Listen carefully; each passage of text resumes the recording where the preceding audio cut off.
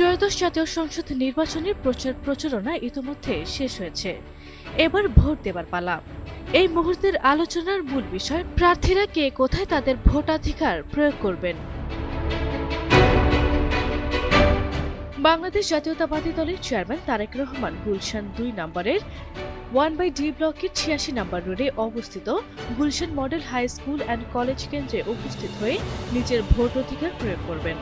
মঙ্গলবার ১০ ফেব্রুয়ারি এই তথ্য নিশ্চিত করেছেন বিএনপির মিডিয়া সেলের সদস্য শায়রুল কবির খান। গুলশান এলাকাটি ঢাকার ১৭ নির্বাচনী আসনের অন্তর্ভুক্ত এবং এটিকে ভিআইপি আসন হিসেবে গণ্য করা হয়। তারেক রহমান এবার ঢাকা ১৭ এবং তার পৈতৃক নিবাস বগুড়া ৬ আসন থেকে ধানের শীষ প্রতীকে প্রতিদ্বন্দ্বিতা করছেন। ভোটের প্রচারণার সময় তিনি বারবার অবাধ ও সুষ্ঠু নির্বাচনের দাবি জানান এবং ভোটারদের কেন্দ্রে যাওয়ার আহ্বান করেন তিনি।